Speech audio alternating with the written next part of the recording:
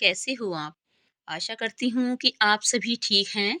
बच्चों, आज हम एसएसटी सब्जेक्ट में भाग 2 भूगोल पाठ 9 भारत जलवायु और इसके बारे में हम आपको जानकारी देंगे आज।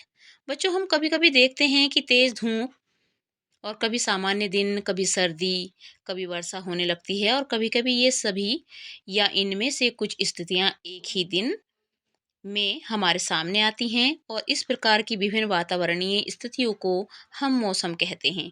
जैसे गर्म मौसम, बारिश का मौसम, ठंडा मौसम आदि हमें प्रतिदिन दूरदर्शन, रेडियो तथा समाचार पत्रों के माध्यम से दैनिक मौसम संबंधी सूचनाएं भी मिलती रहती हैं और हवा, बादल, वर्षा, हिमताप, कोहरा, पाला आदि तत्व मिलकर मौसम के विभिन्न संकेतों को उत्पन्न करते हैं और इन संकेतों को उत्पन्न करने के तीन मुख्य कारक हैं, जैसे तापमान, वायु, आर्द्रता या इसको नमी भी बोल सकते हैं।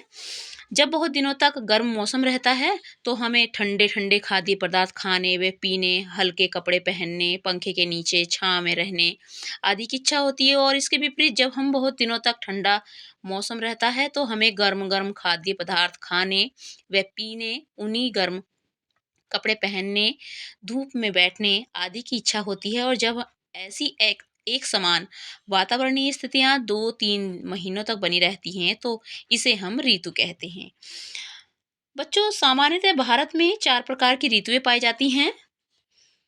जैसे दिसंबर से फरवरी तक ठंडा मौसम शीत ऋतु, मार्च से मई तक गर्म मौसम ग्रीष्म ऋतु और जून से सितंबर तक वर्षा का मौसम वर्षा ऋतु, अक्टूबर से नवंबर तक सामान्य मौसम शरद ऋतु का होता है। और इन ऋतुओं में हमारे जीवन में क्या महत्व है? इन ऋतुओं का बहुत ही महत्व है बच्चों हमारे जीवन में।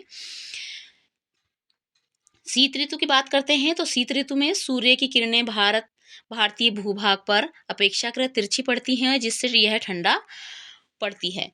दक्षिण भारत की तुलना में उत्तर भारत में अधिक ठंड रहती है और दिन अपेक्षाकृत गर्म और रातें ठंडी होती हैं। पहाड़ों पर बर्फ जम जाती है, जिसके फलस्वरूप हवाएं चलने में उत्तर भारत के मैदानों में शीतलहर चलती हैं।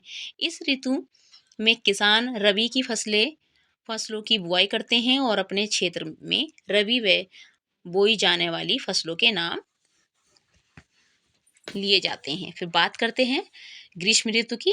ग्रीष्म ऋतु में बच्चों सूर्य की किरणें भारतीय भूभाग पर सीधी पड़ती है, जिससे यहाँ गर्मी पड़ती है और उत्तर के मैदान में दिन के समय गर्म व एवं शुष्क हवाएं चलती रहती हैं, जिसे हम लू बोलते हैं। सभी कभी कभी आंधी भी चलती है। इस ऋतु में किसान जायद की फसलें की बुआई करते हैं। आम का फल इसी ऋतु में प्राप्त होता है। तो बच्चों, बात करते हैं वर्षा ऋतु की। वर्षा ऋतु में हवाएं बंगाल की खाड़ी तथा अरब सागर से स्थल की ओर बहती हैं। वे अपने साथ नमी लाती हैं। ये हवाएं जब पहाड़ों से भर जाती हैं, कहीं कहीं बाढ़ की स्थिति बनती है और इस ऋतु में किसान खरीफ की फसलों की बुआई करते हैं। बात करते हैं शरद ऋतु की। शरद ऋतु में हवाएं स्थल भागों से लौटकर बंगाल की खाड़ी की ओर बहती है, जिससे भारत के दक्षिणी भागों विशेष तमिलनाडु और आंध्र प्रदेश में वर्षा होती है। भारत के उत्तरी मैदानों में इस समय न तो अधिक गर्मी होती है और न ही अधिक सर्दी होती है। इस ऋतु में किसान खरीफ की फसलों की कटाई करते हैं और ऋतुओं का चक्र जब कई वर्षों लगभग 30-35 वर्ष से अधिक तक लगातार एक समान रहता है तो मौसम की इस औसत दशा को उस क्षेत्र की जलवायु कहते हैं। बच्चों, आज के लिए इतना ही। आगे मैं आपको दूसरी वीडियो में पढ़ाऊंगी। Thank you. Have a nice day.